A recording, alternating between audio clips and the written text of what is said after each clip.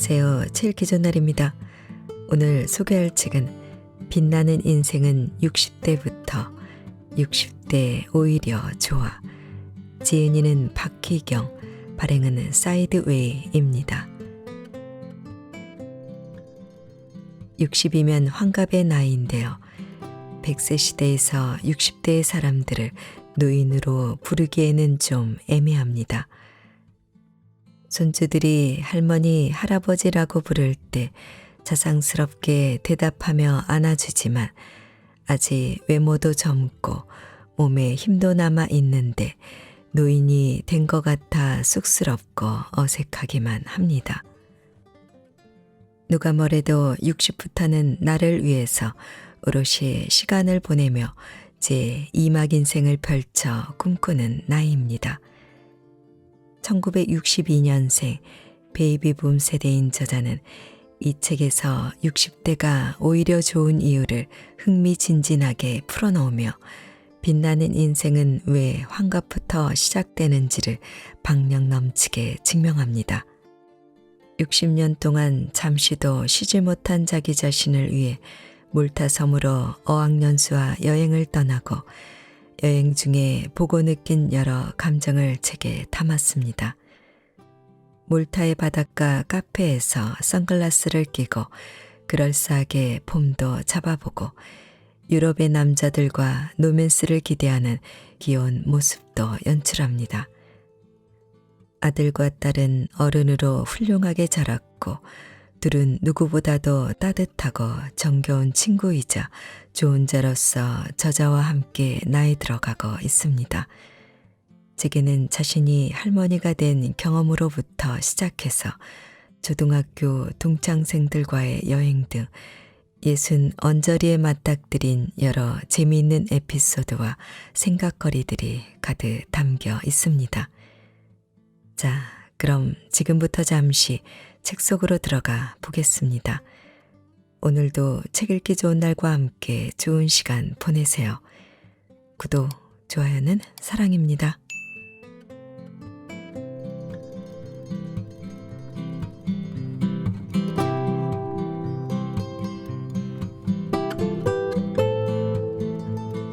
사는 날까지 더 좋은 것을 기대하며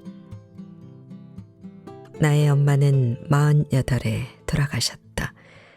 내가 사는 게 어렵고 힘들 때에는 엄마는 일찍 돌아가셔서 좋겠다. 이런 걸 안 봐서 생각했다.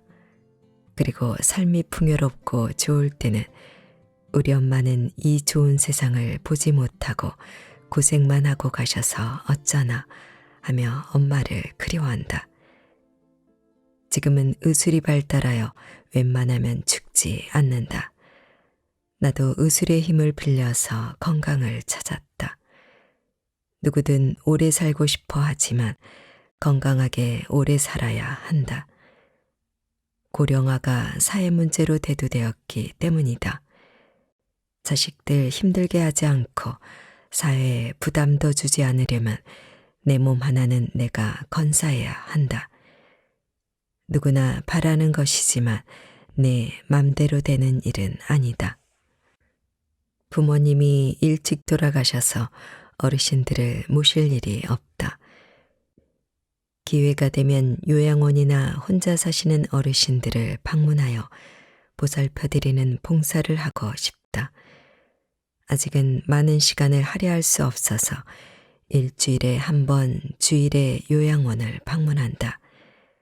어르신들의 말동무가 되어 드리고 같이 예배를 드린다. 예배에 도우미 겸 참석하여 어르신들과 찬송도 부르고 기도도 한다. 나는 엄마, 아버지, 시어머니, 시아버지 아무도 계시지 않아 노인을 모시는 어려움을 잘 모른다. 살아 계신다면 90이 넘으시니 여기 계신 분들과 같으실 것이다. 그분들의 창백한 얼굴에는 주름이 가득하다. 머리는 하얗고 손은 마디가 굵다. 표정은 무표정이기도 하고 전진난만한 아기와 같기도 하다. 어르신 예뻐요. 하면 활짝 웃으며 좋아하신다. 설교 때에는 목사님의 말씀을 알아듣는지 못 알아듣는지 알 수 없다. 목사님이 물으셨다. 어르신들 소망이 무엇인가요? 자식이 잘 사는 것이지. 어느 할머니가 말씀하셨다. 남북통에 다른 할아버지가 말씀하셨다. 치매로 정신이 오락가락하시는 가운데서도 그들은 자녀와 나라를 걱정하시는 어르신이다. 예배를 마치고 돌아가던 할머니가 복채를 못 드려서 어쩌나 그러신다. 나는 웃음이 나왔다. 복채건 현금이건 아무렴 어떠랴. 그분의 마음에 뭐라도 드리고 싶은 마음이 있었다는 것이 중요하지. 나는 한 분 한 분 바라보며 주름 많은 얼굴 위에 젊었을 때 예뻤을 얼굴을 그려본다. 굵은 손마디를 보며 평생 얼마나 많은 일과 중요한 역할을 해냈을까 생각해 본다. 그들도 한때는 찬란한 청춘이었고 가정을 이끈 가장이었을 것이다. 산업 현장의 일꾼이었으며 이 나라를 이만큼 일으킨 역사의 주역들이었다. 지금은 기억이 흐릿하여 자신이 누구인지 인지하지도 못할 때도 있지만 자식들은 부모님을 요양원에 보내드리고 가시방석이다. 불효를 저지르는 것은 아니지만 끝까지 본인이 모셔야 하는데 그러지 못한 것은 아닌지 죄책감을 갖는다.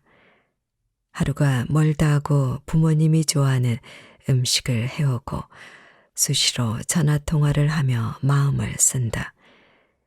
아직까지는 우리의 미풍양속인 효사상이 남아 있어서이다. 예전에는 공기 좋은 산속이나 시골에 요양원이 생겼다. 아무리 공기가 좋다 하여도 그런 곳엔 자녀들이 자주 찾아뵙기는 어렵다.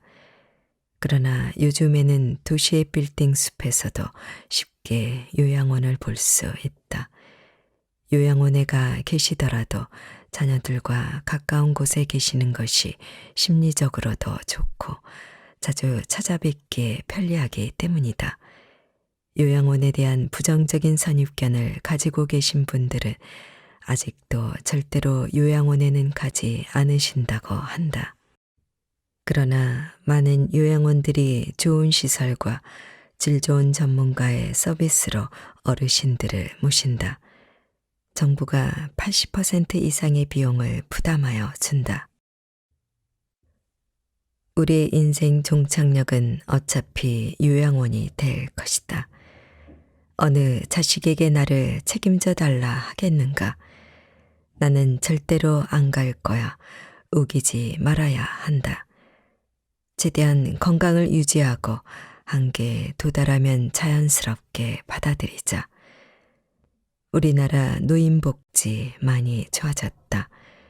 요양원뿐만 아니라 집으로 방문하여 보살펴드리는 방문 요양 서비스도 있고 유치원처럼 낮에만 가서 놀며 시간을 보내다 오는 주간 보호센터도 있다. 기초연금과 노령연금 등으로 어르신들께 용돈도 드린다. 예전엔 생각도 못 해본 일이다. 얼마 전 충격적인 영화를 보았다. 부산 국제영화제에 출전한 일본 영화 플랜 75다.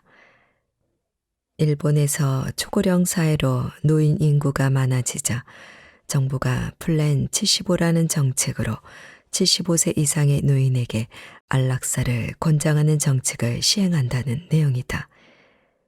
75세인가요? 죽는 게 어때요? TV에서 플랜 75를 광고한다.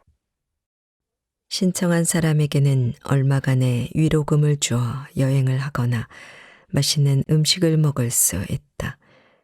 국민은 자기 결정권에 의해 죽을 수 있다면서 죽음을 부추기는 것이다. 이 영화는 너무나 극단적인 내용으로 우리의 가슴을 서늘하게 한다. 주인공은 과거에 결혼했지만 현재는 이혼하고 혼자 살아가는 독거 노인이다. 그는 도시적인 깔끔한 이미지로 지금 우리 세대가 나이 들면 저렇게 되지 않을까 생각이 들었다.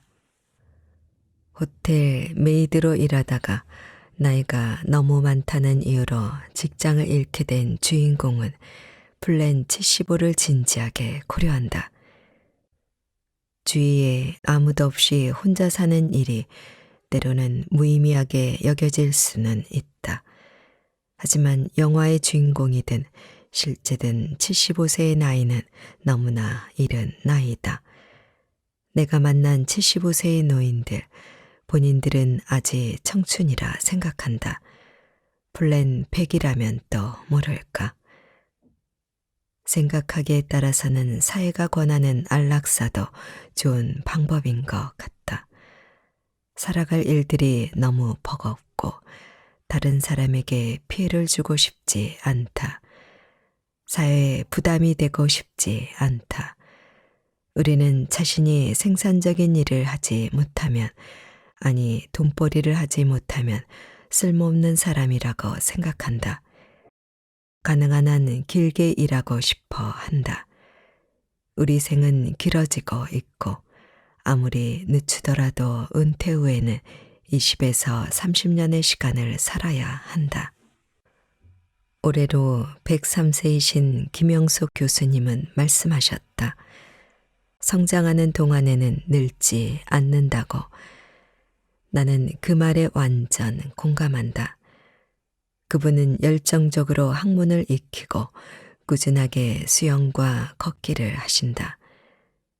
당신은 90이 넘어서야 비로소 내 몸이 이제 좀 늙나 보다 생각되셨단다. 그분은 건강이 타고나신 분이라 누구나 그분과 같을 수는 없다. 하지만 우리가 나이가 들어서도 재미있게 열정적으로 할 수 있는 일이 있어서 스스로를 성장시켜 간다면 60대 이후의 삶은 일생에서 가장 여유롭고 의미 있는 20에서 30년이 되지 않을까 생각한다. 나는 겨우 46에 죽을 고비를 넘겼다. 죽고 사는 문제는 내 마음대로 되는 것이 아니다. 그때는 너무 일찍 죽는 것이 억울했다. 시간이 흐르고 건강이 회복되니 이제 또 너무 오래 살까 걱정이다. 인생 한 치 앞도 알 수 없다. 나는 40대보다 50대가 좋았고 50대보다 60대가 더 좋다. 사는 날까지 우리는 더 좋은 것을 기대하며 사는 것이다. 썸씽 한번 기대하며. 어디 왔다 가는 거예요? 인천에서 몰타로 향하는 비행기였다. 나는 가운데 좌석에 앉아서 창가의 외국인 여성에게 말을 걸었다. 한국에서 출발했으니 그냥 한국말로 물었다. 네, 오빠네 부모님 만나고 가는 길이에요. 그녀는 유창한 한국말로 대답한다. 어머, 한국말 잘하네요. 네, 좀 합니다. 5년 전에 독학으로 한국말 배웠어요.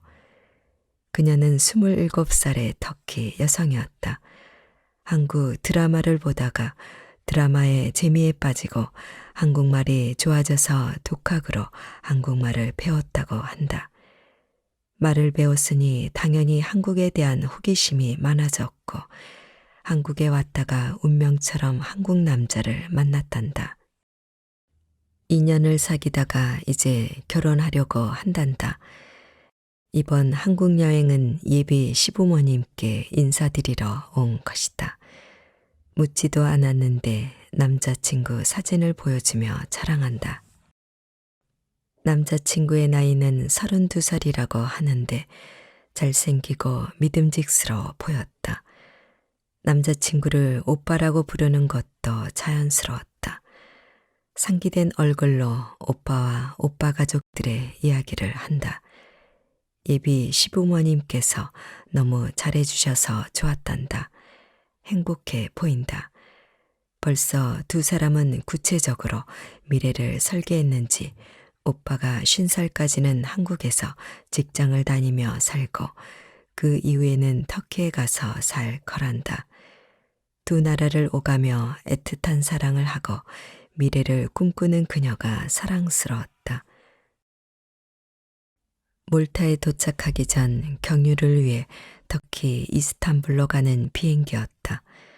그렇게 옆좌석에 앉은 젊은 터키 여성과 자연스럽게 친구가 되어 비행 내내 기내식밥도 같이 먹고 많은 이야기를 나누었다.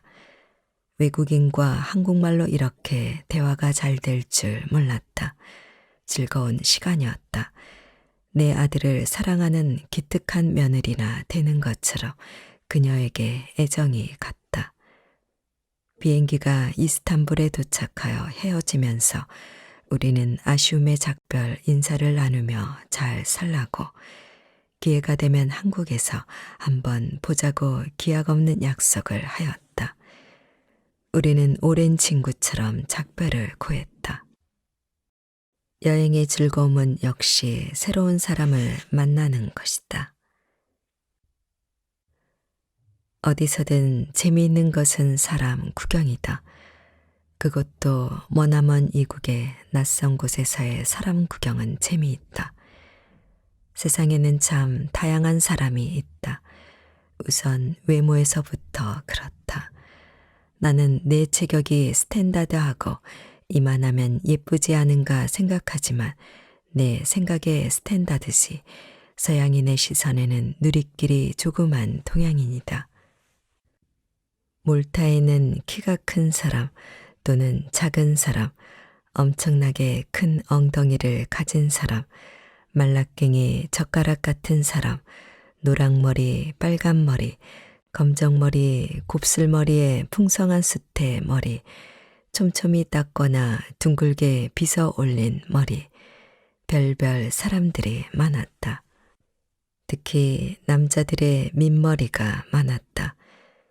유심히 보니 탈모가 시작되면 머리를 빡빡 미는 것 같았다. 유럽 남자의 75%가 대머리 유전자를 갖고 있다고 알고 있다.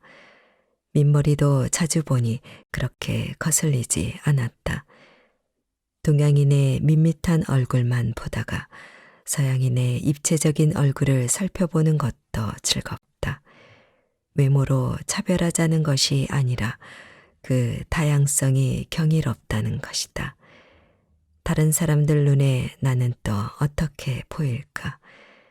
그들이 나를 어떻게 생각하는지도 궁금하다. 아무 관심이 없을 수도 있다. 그래도 관심 가져줬으면 좋겠다. 내 얼굴에서 동양인의 아름다움을 찾아주었으면 좋겠다. 나는 옆 테이블에 혼자 앉아있는 남자를 관찰하게 되었다. 그는 인도인 같았다. 비즈니스로 왔는지 커다란 슈트케이스를 옆에 두고 계속 전화를 해댄다. 일이 잘 되지 않는지 목소리가 점점 커진다. 약간 검은 피부에 눈, 코, 입이 선명하다. 눈썹은 진하고 검은 눈동자와 가지런히 말아 올라간 속눈썹은 인형의 눈처럼 예쁘다. 남자인데도 마스카라가 필요 없는 속눈썹이다.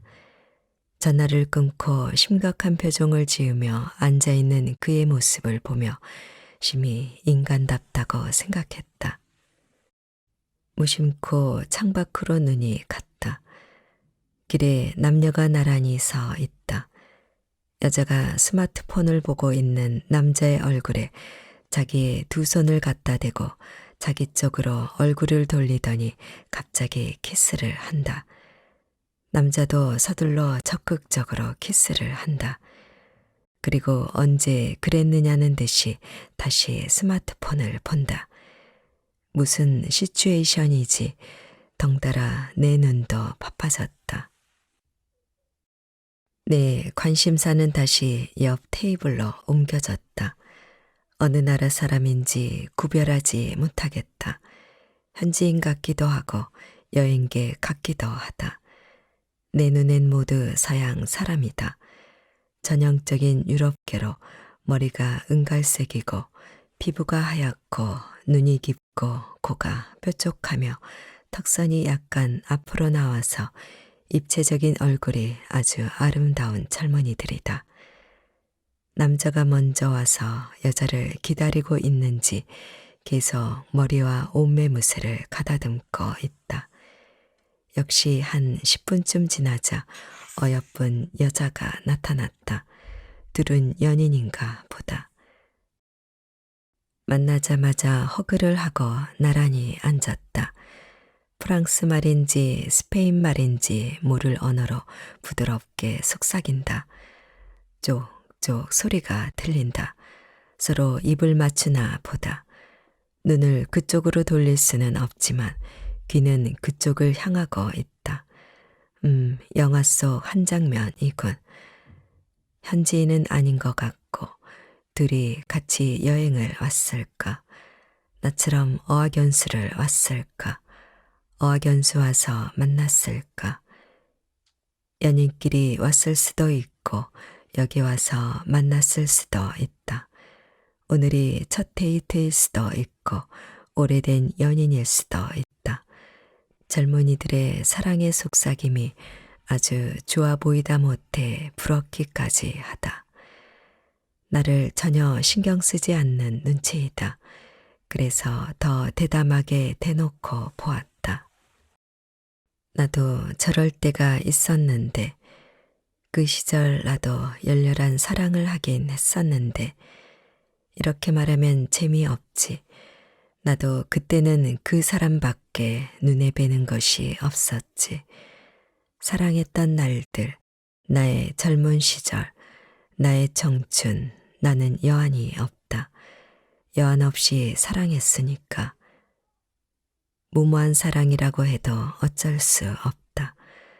그때가 있어서 그 결과로 지금의 내가 있는 것이리라. 그 사랑의 결과로 우리 아들, 딸이 있고 지금의 내가 있다. 후회하지 않는다. 다시 돌아가더라도 나는 사랑을 선택할 것이다. 젊어서 그런 사랑을 해보지 않았다면 인생의 참맛을 알 수 없을 것이다. 옆 테이블에 사랑하는 젊은 남녀를 보며 내 생각이 너무 멀리까지 간 것 같다. 재밌다. 사랑하는 사람들을 보는 것도. 이날은 오후 3시 수업인데 숙소에서는 아침 일찍 나왔다. 학교 가는 길은 해변으로 이어져 있다. 경쾌하게 해변을 걷는다. 해변에 있는 레스토랑에 들어가 자리를 잡았다. 바다가 보이는 멋진 곳이었다. 스트로베리 주스와 오트밀바 하나를 시킨 뒤 바다가 보이고 햇빛이 잘 들어 따뜻한 자리를 잡아 앉았다. 바닷가 카페에서 동양의 아줌마가 선글라스를 쓰고 노트북을 열어 글을 쓰는 장면은 그럴싸하지 않은가. 분위기 아주 죽인다. 건너편 테이블에 멋진 남자가 혼자 앉아 사색에 잠겨 있다. 그도 나를 힐끔힐끔 쳐다보겠지. 혼자 살면 좋은 점이 많다. 그 중에 하나는 언제든 새로운 이성을 만날 수 있다는 것이다. 항상 가능성이 열려 있지 않은가. 낯선 곳에서 처음 사람들을 만나면 기대감에 들뜬다. 저 사람 괜찮은데, 저 사람 멋있다. 저 사람 나한테 관심 있는 거 아니야. 좀 더 그럴싸한 자세를 취해 본다. 매력적으로 보이고 싶다. 착각은 자유다. 사실 아무도 나를 신경 쓰지 않는다. 하지만 나는 그런 나를 즐긴다. 상상만으로도 즐거운 일이다. 잠시 후 이곳 레스토랑은 사람들로 붐볐다. 식사 시간도 아닌데 관광객 한 무리가 들어왔다. 모두 여행을 즐기는 사람으로 가벼운 음료와 스낵을 주문하고 바다를 향해 감탄사를 연발한다. 바다는 잔잔히 햇빛을 반사하며 반짝인다. 거리에서 남녀가 포옹하는 모습을 자주 보게 된다. 사랑을 속삭이는 연인들이 여기저기 눈에 띈다. 뭐 그저 자연스럽다. 나는 그런 것에는 거부감이 없다. 아직 인간들에게 이성에 대한 사랑이 있다는 게 좀 신기하지만 말이다. 저들은 장소에 구애받지 않고 껴안고 입맞출 사랑의 감정이 있나 보다. 은근히 부럽다. 여행 오기 전에 친구와 우스갯소리로 노랑머리 남자 하나 건져 올게 했는데 썸씽 한번 기대해 볼까나. 그리 흥미로워지려면 많은 에피소드가 있어야 하는데. 이탈리아의 중년 남성은 아주 멋있다. 젊은 남자보다 나이 좀 지긋한 남자의 부드러운 미소와 목소리는 더 매력적이다. 길을 걷는데 "Excuse me" 그런다. 내가 상상하던 유럽의 핸섬한 중년 남자가 부드러운 목소리로 바로 내 눈앞에서 "아, 네" 그렇게 스쳐 지나갔다. 그게 도대체 뭘 기대한 걸까? 나이 먹어도 노맨스를 기대하는 내가 귀엽지 않은가? 그러나 아쉽게도 나에게 관심을 가지는 사람은 아직 없다. 나이 먹어서 좋은 게 이런 것인가? 나는 커플들의 애정 행각 모습을 아주 대놓고 즐길 수 있으니 말이다. 좋은 때다. 우리들의 난리 블루스. 올해 우리는 모두 환갑이다. 친구들과 환갑 여행을 제안한 것은 훈이다. 우리나라 제일 남단 끝인 남해에 지인이 에어비앤비 숙박을 처음 시작하는데 우리가 첫 손님으로 가자는 것이었다. 내가 나서서 연락책이 되어 친구들을 모았다. 다들 각자의 생활이 있으니 스케줄 맞추기가 쉽지 않았다. 그래도 환갑 이벤트라는 명분이 뚜렷해서인지 친구 7명이 모두 가기로 어렵지 않게 의견이 일치되었다. 나는 여러 친구들과의 여행은 처음이다. 이사한 지 일주일밖에 안 되는데 집 정리는 나중으로 미루고 설레는 마음으로 친구들과 여행을 떠났다. 도착한 곳은 남해 아름다운 바다뷰가 확 펼쳐져 있는 예쁜 2층 집이었다. 1층에는 소파와 주방이 있고 2층은 화장실과 침실이 있었다. 바닷가에 오두막을 연상시키는 하얀 집이다. 우리 사이에선 연달아 탄성이 나왔다. 신이 났다. 모두들 오랜만에 집을 떠나 홀가분한 마음으로 즐길 수 있었다. 말 한마디에 까르르 웃고 떠들었다. 다시 소녀 시절로 돌아간 것처럼 즐거웠다. 친구들은 신기하게도 모습이나 성격, 목소리까지 옛날 그대로이다. 각자의 캐릭터가 어린 시절과 똑같다. 우리는 만나자마자 왁자지껄 시끄럽게 떠들었다. 늘 만났던 친구처럼 어색함은 찾아볼 수 없었다. 나이가 어느 정도 든 후에 친구들을 만나니 참 좋은 것 같다. 나는 늘 외톨이라 친구 하나 제대로 없다고 생각했는데 이렇게 7명이나 되는 친구들과 흉어물 없이 지내면서 행복했다. 나도 주위에 아무도 없는 것이 아니구나. 나는 이 친구들이 든든하고 좋았다. 서로들 산전수전 다 겪었단다. 서로 경쟁이나 하듯 사느라고 많이 힘들었다는 이야기를 한다. 다행인 것은 그 고생들이 다 과거인 것이다. 이제는 다 지나갔다.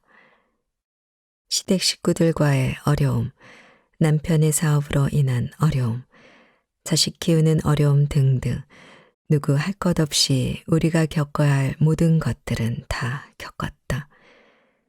그래서 아무 거리낌 없이 이야기를 하는 것이다. 서로 둥글둥글해진 성격으로 세상 어떤 것도 이해 못할 것이 없다. 그날 낮에는 해상 케이블카를 탔다. 티켓은 크리스털 캐빈 티켓과 일반 캐빈 티켓이 있었는데 크리스털이 5,000원 더 비쌌다. 나는 비싼 게 더 좋겠지 싶어 크리스털로 구입했다. 크리스털 캐빈은 바닥이 투명한 유리로 되어 있어 발 아래 바다가 바로 보인다. 바닥이 있음에도 불구하고 우리는 무서워서 발을 내딛지 못했다. 아찔한 스릴과 환상의 체험이다. 발 아래 푸른 바다가 펼쳐져 있고 멀리 안개가 낀 산을 감상하였다. 아름다움의 탄성이 절로 나왔다. 햇볕이 쨍쨍한 7월 초순의 평일에 관광객은 우리밖에 없었다. 우리는 마음껏 소리를 질러대고 웃었다. 산 정상의 전망대에서 바라보는 푸른 바다와 섬들은 우리들의 가슴을 시원하게 해주었다. 모두들 오랜만에 맛보는 쾌감이었다. 날이 저물어 맛있는 저녁을 먹고 우리는 약간의 간식거리와 와인을 사서 숙소로 돌아왔다. 훈이가 집에서 만들어 온 라이스 케이크가 제법 근사했다. 흰 무리떡에 블루베리를 넣고 동그랗게 케이크 모양으로 만들어 왔는데 예쁘기도 하고 맛도 좋았다. 집에서도 이런 떡을 거뜬히 해내는 훈이가 대견스러웠다. 준비해온 과일과 라이스 케이크를 안주로 우리는 와인을 한 잔씩 따랐다. 멋진 크리스털 와인잔이 준비되어 있어서 더욱 좋았다. 우리는 치얼스를 외치며 와인을 마셨다. 얘들아, 요즘 이혼이 유행인데 너희들은 어떻게 이혼도 안 하고 아직까지 그렇게 잘 사냐? 내가 물었다. 왜 나만 이혼을 해가지고 나는 혼잣말을 했다. 그러자 친구들이 그런다. 왜 이혼 사유가 없겠냐? 그냥 참고 사는 거지. 지금은 그냥 의리로 산다. 나를 위로하려고 하는 것인지 다들 그렇게 말했다. 같이 살아도 어려움이 있고 트러블도 있단다. 나는 혼자 사니 얼마나 좋으냐 그런다. 남편과 같이 살아도 힘든 일이 많단다. 사실 나는 이혼하여 혼자 사니 나만 힘들다고 생각했다. 나 외에 다른 사람들의 힘듦은 생각해 보지 못했다. 늘 나만 아프다고 생각했다. 언니에게도 친구들에게도 나는 이혼했으니 특별히 더 힘들다는 것을 은연중에 강조하지 않았을까 하는 생각이 들었다. 그날 밤 우리는 약간의 취기를 느끼며 살아온 이야기를 나누었다. 우리는 누구랄 것도 없이 모두 이 험한 세상 열심히 잘 살아왔음을 자축했다. 가정을 지키고 자녀를 잘 성장시키고 60세에 비로소 뒤를 돌아보며 쉼을 가져본다. 열심히 살았어. 나는 나에게 상을 받을 충분한 자격이 있어. 잘했다. 칭찬하며 우리들의 환갑을 축하하였다. 이제부터는 이혼했다는 핑계로 나만 더 힘들다고 하지 않을게. 나는 혼자 중얼거렸다. 같은 시대를 살아온 우리들은 어느 시대 누구보다도 대한민국 발전에 이바지한 세대다. 우리 세대는 부모님을 모시고 자식을 키우며 살아가는 마지막 세대가 될 것이다.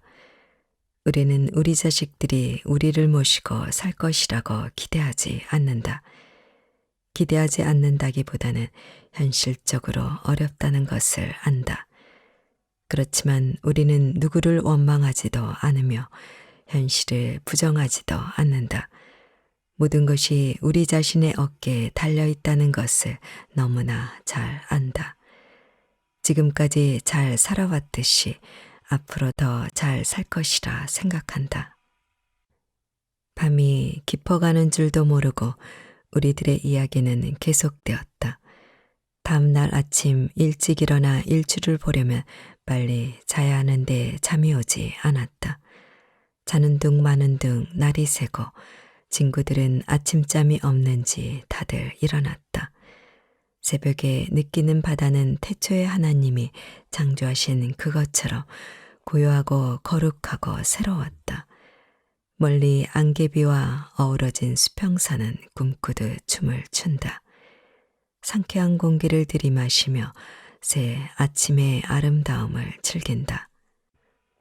우리는 천천히 걸으며 사진도 찍고 둘씩 짝을 지어 이야기를 나눈다.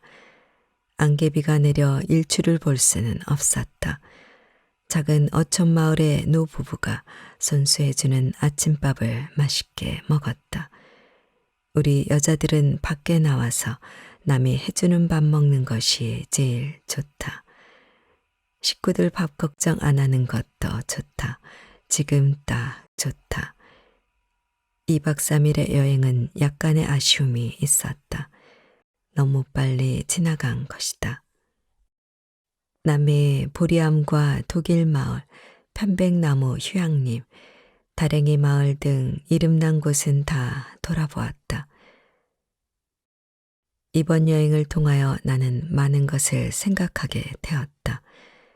친구의 주름진 얼굴을 보면서 내 얼굴이겠거니 생각했다. 친구의 살아온 이야기가 내 이야기이기도 했다.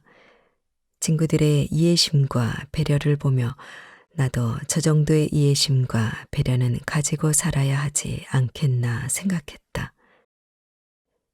시골 조그만 마을의 코찔찔이들이 성인이 되고 훌륭한 사회 일원으로 열심히 살아 이렇게 지금의 대한민국을 이루었다. 가슴 뿌듯한 일이 아닐 수 없다. 나는 친구들 한 명 한 명을 보면서 그들의 성실한 삶에 경의를 표한다. 모두가 쉽고 편하고 행복하게만 살았겠는가. 때로는 힘들고 고단하고 불행한 시절이 있었을 것이다. 지금 우리는 다 지나갔다고 생각하지만 인생은 알 수 없다. 언제 어떤 시련이 닥칠지 알 수 없다. 그러나 우리에게는 모든 것을 슬기롭게 헤쳐나갈 지혜와 연륜이 생겼다. 우리는 우리의 삶을 아름답게 펼쳐나갈 것이다. 앞선 그 어느 세대보다도. 두 번째 날의 밤도 잠을 이루지 못하고 우리들의 이야기는 끝이 없었다. 아쉬움에 1년에 한 번씩 국내든 해외든 여행을 할 수 있었으면 좋겠다고 이야기를 나누었다. 우리는 그러자고 의견 일치를 보았다. 실제로 매년 같이 여행할 수 있을지는 알 수 없다. 그래도 우리의 노후가 한가롭고 풍요로운 시간이 되길 희망해 본다. 메타버스는 어디 가는 버스야. 키오스크, 공공장소에 설치된 무인정보 단말기, 주로 정부기관이나 은행, 백화점, 전시장 등에 설치되어 있으며 대체로 터치스크린 방식을 사용한다. 국어사전에서 정의한 내용이다. 하지만 요즘엔 카페, 음식점, 빨래방, 도서관 등등 어디를 가든지 대면하게 되는 기계다. 그런데 이 기계가 사람을 차별한다. 특히 나처럼 나이 먹은 사람을 차별한다. 화면을 터치하세요. 화면을 터치한다. 다음으로 넘어가지 않는다. 한 손가락으로 살짝 터치한다. 넘어가지 않는다. 5손가락을 다 이용해서 천천히 꾹꾹 누른다. 넘어가지 않는다. 뒤에서 기다리던 젊은이에게 도움을 요청한다. 그가 두 건드리니 다음으로 넘어간다. 화가 난다. 언제나 이런 식이다. 나는 뭐든지 혼자서도 잘하고 싶은데 키오스크 이게 뭐라고 늘 말썽이다. 누구 말에 의하면 젊은이들은 손가락이 촉촉하여 터치가 잘 되고 나이 든 사람의 손가락은 건조하여 터치가 안 먹힌다는 것이다. 그래서 사용할 때 손가락에 침을 좀 묻히라는 것이다. 참 더러워서 사실 사용하기 이전에 키오스크란 단어부터도 입에 붙지 않는다. 몇 번을 연습하고도 막상 말하려고 하면 그거 있잖아. 꾹꾹 눌러서 계산하는 거 셀프로. 자고 일어나면 생겨나는 새로운 문명에 우리는 정신을 바짝 차리지 않으면 안 된다. 처음 핸드폰의 문자 메시지 기능을 나는 좋아하지 않았다. 자판 익히기도 어렵고 번거롭고 성가신 일이었다. 될 수 있는 대로 문자 보내기보다는 통화를 했다. 그러나 대세는 거르기 힘들었다. 문자 사용이 많아지는데 나 혼자만 사용하지 않을 수 없었다. 뒤늦게 따라하느라 용을 썼다. 그 뒤로 나는 새로운 것이 나오면 빨리 익히자 마음먹었다. 포털 사이트의 계정 만들기부터 쉽지가 않았다. 앱 지도를 이용하여 버스 타고 지하철 타고 목적지 찾아가는 거, 온라인 서류 발급, 스마트 뱅킹, 이메일 보내기, 화면 캡처, 캡처한 이미지 수정, 화면 캡처하여 보내기, 파일 변환, 파일 압축, 압축 파일 풀기, 첨부 파일 보내기, 링크 만들기, 링크 보내기, 계정 만들기, 회원 가입하기, 카페 만들기, 블로그 만들기, 이 모든 것들을 적절하게 잘 사용하여야 한다. 잠시라도 한눈을 팔면 놓친다. 한 번 놓치면 따라가기 어렵다. 효자, 효녀인 자녀가 있으면 더 따라가기 어렵다. 안 될 때마다 자녀를 불러대고 자녀들이 해결해주면 배울 기회를 놓친다. 내가 혼자 해결하려고 서너 시간을 붙잡고 끙끙댔는데 아이들이 하면 바로 해결된다. 그럴 때 정말 기운 빠진다. 디지털 기술의 혁명은 우리의 생활을 완전히 바꾸어 놓았다. 메타버스는 어디 가는 버스야. 한동안 매스컴을 통해서 메타버스 이야기가 많이 나왔다. 디지털 지구, 미래의 가상현실 세계를 의미하는 단어였다. 메타버스는 가상을 뜻하는 메타와 현실 세계를 의미하는 유니버스의 합성어다. 사실 나는 메타버스로 생각하고 한 질문이다. 혼자 민망해서 불이 나게 서점으로 가 메타버스에 관한 책을 한 권 샀다. 메타버스 새로운 기회라는 제목의 책이다. 이 책의 내용은 지금까지 이루어졌던 인터넷과 스마트폰의 혁명보다 더 거센 대혁명이 일어날 것이란다. 모든 것이 3차원의 가상현실 속에서 이루어지며 경제나 직업 등 현재의 패러다임이 다 바뀔 거란다. 나는 두렵다. 편리한 삶을 위하여 과학이 발달하고 첨단 기술이 삶의 질을 향상해 주는 것까지는 좋다. 하지만 그 속도가 너무나 빠르다. 우리의 몸이 그것을 따라가기 어렵다. 한 20년 전 나에게 컴퓨터를 배우던 60대 어르신이 그러셨다. 신문지면에 본인과 상관없는 기사가 점점 많아지는 것이 너무 서럽다 하셨다. 예를 들어 인터넷에 관한 기사나 싸이월드 같은 기사였을 것이다. 지금 내가 그렇다. 요즘이 어떤 시대인가? AI가 일주일에 한 번씩 전화를 걸어와 나의 건강 상태를 묻는다. 얼마나 걸었는지, 무엇을 먹었는지, 잠을 잘 잤는지 꼬치꼬치 캐묻는다. 그리고 피드백을 문자로 준다. 어색하고 낯설었지만 몇 번 반복되다 보니 익숙해졌다. 기계와 이야기를 나누다니. 이야기뿐이랴. 나이 드신 어르신 혼자 계신 집에 로봇 한 대씩을 보내드린다. 일어나세요. 안녕히 주무셨어요. 인사도 한다. 약 먹을 시간이에요. 물도 갖다 주고 걷는 것도 도와준다. 이야기도 들려주고 노래도 해준다. 위급 상황이면 자식이나 경찰에 전화도 걸어준다. 어느 자식이 이렇게 해주겠는가? 우리 나머지 생은 노봇과 벗삼아 살아야 할 것 같다. 나는 이모티콘 사용에 익숙하지가 않았다. 함축된 이미지의 이모티콘은 내 감정보다 과한 것처럼 느껴져서 사용하기 민망했다. 사용하기를 주저하고 소심하게 문자로 네, 반갑습니다, 고맙습니다 정도로 표현하였다. 그러다 어느 날부터 큰맘 먹고 여러 개의 이모티콘을 구입해서 화려한 이모티콘을 마구 날렸다. 그런데 아무도 이모티콘을 사용하지 않는 것이었다. 그렇게 촌스러울 수가 없었다. 젊은 아이들이 유행어를 만들어 사용하다가 어른들이 따라하면 더 이상 사용하지 않거나 다른 것으로 바꾼다는 것을 알았다. 적당한 타이밍을 놓친 것이다. 이렇듯 유행은 빨랐다. 세상은 하루가 다르게 달라지고 있다. 옛날이 좋았는데 생각하는 사람은 현실에 뒤떨어진 사람이 된다.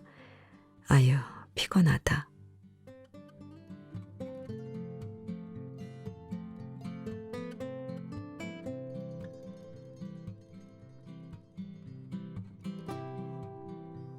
책 읽기 좋은 날 오늘은 60대 오히려 좋아를 보내드렸습니다.